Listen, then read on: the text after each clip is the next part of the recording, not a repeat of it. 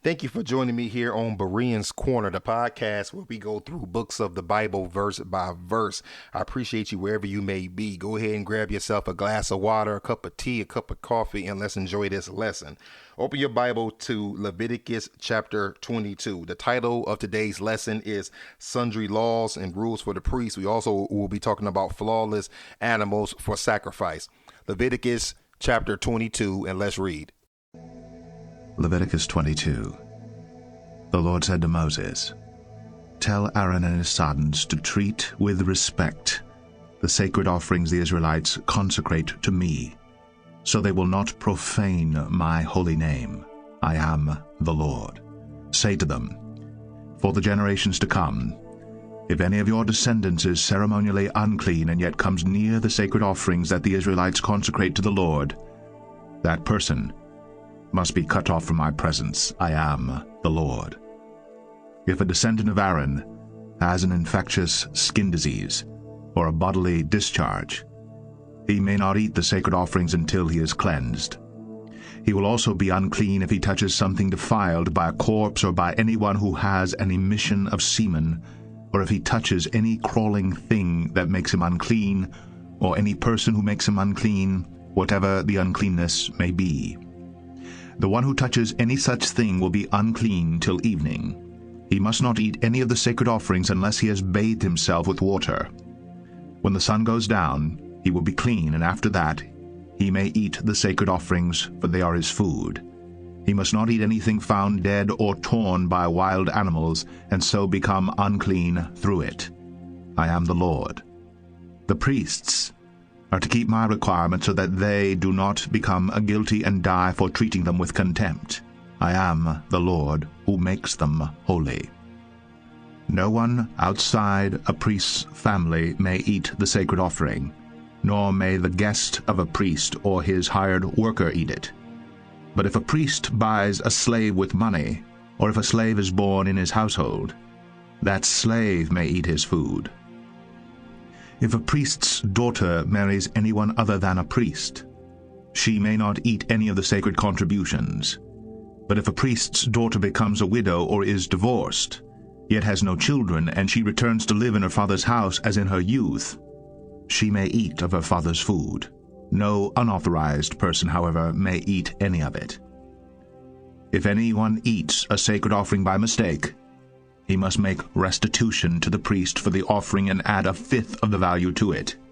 The priests must not desecrate the sacred offerings the Israelites present to the Lord by allowing them to eat the sacred offerings and so bring upon them guilt requiring payment. I am the Lord who makes them holy. The Lord said to Moses, "Speak to Aaron and his sons and to all the Israelites and say to them, if any of you, either an Israelite or an alien living in Israel, presents a gift for a burnt offering to the Lord, either to fulfill a vow or as a free will offering, you must present a male without defect from the cattle, sheep, or goats in order that it may be accepted on your behalf. Do not bring anything with a defect, because it will not be accepted on your behalf. When anyone brings from the herd or flock a fellowship offering to the Lord to fulfill a special vow, or as a free will offering, it must be without defect or blemish to be acceptable. Do not offer to the Lord the blind, the injured, or the maimed, or anything with warts or festering or running sores. Do not place any of these on the altar as an offering made to the Lord by fire. You may, however, present as a free will offering an ox or a sheep that is deformed or stunted, but it will not be accepted in fulfillment of a vow. You must not offer to the Lord an animal whose testicles are bruised, crushed, torn, or cut. You must not do this in your own land, and you must not accept such animals from the hand of a foreigner and offer them as the food of your God. They will not be accepted on your behalf because they are deformed and have defects." The Lord said to Moses, "When a calf, a lamb, or a goat is born, it is to remain with its mother for 7 days. From the 8th day on it will be acceptable as an offering made to the Lord by fire. Do not slaughter a cow or a sheep and its young on the same day. When you sacrifice a thank offering to the Lord, sacrifice it in such a way that it will be accepted on your behalf. It must be eaten that same day. Leave none of it till morning. I am the Lord. Keep my commands and follow them. I am the Lord. Do not profane my holy name. I must be acknowledged as holy by the Israelites. I am the Lord, who makes you holy, and who brought you out of Egypt to be your God. I am the Lord. All right, now, the last time we were together, we looked at priestly regulations. Today, we look at more sundry laws. The point of this chapter is that the priest was to take the things of God very seriously. In the first 9 verses, we see what the priest could or could not do before he was involved in sacred things. We look at verses 1 through 9. Then the Lord spoke to Moses, saying, remember, we're still dealing with Israel. Tell Aaron and his sons to be careful with the holy gifts of the sons of Israel, which they dedicate to me, so as not to profane my holy name. I am the Lord. Say to them, if any man among all your descendants throughout your generations approaches the holy gifts which the sons of Israel dedicate to the Lord, while he has an uncleanness, that person shall be cut off from before me. I am the Lord. No man of the descendants of Aaron who is a leper or who has a discharge may eat of the holy gifts until he is clean. And if one touches anything made unclean by a corpse, or if a man has a seminal emission, or if a man touches any teeming things by which he is made unclean, or any man by whom he is made unclean, whatever his uncleanness, a person who touches any such shall be unclean until evening, and shall not eat of the holy gifts, unless he has bathed his body in water. But when the sun sets, he shall be clean, and afterwards he shall eat of the holy gifts, for it is his food. He shall not eat an animal which dies or is torn by beasts, becoming unclean by it. I am the Lord. They shall therefore keep my charge, so that they may not bear sin because of it, and die thereby because they profane it. I am the Lord who sanctifies them. Now, we see here that Moses is giving the charge to the priest, the things that they shall and shall not do. Why is this important? It's important because the Lord makes it very clear that all of these things have to be done the way that he wants them done. He is the Lord. So however you worship him, however you, the sacrifices you gave, even for us in this day and time we live in, there is a certain reverence. There's a certain way that you approach the Lord. You don't just approach the Lord however you want to. That's why these things are so important. I noticed verse 8 when he talked about eating the animal. You shall not eat an animal which dies or is torn by beasts, becoming unclean. So in other words, when you see an animal on the side of the road, that had got torn apart, let's say it was a gazelle and it got torn halfway apart by a lion, you were not to touch that animal. Kind of like some of the ways that we deal with animals here. I mean, you don't see people just going, at least I don't see people going on the side of the road after a deer has been hit. You don't see people usually picking something up like that, putting it in the back of their truck and dragging it in to eat because it is unclean. So they had to follow everything the way the Lord wanted these things. Now, next we see a layman. They were not to treat God's holy things in a light manner.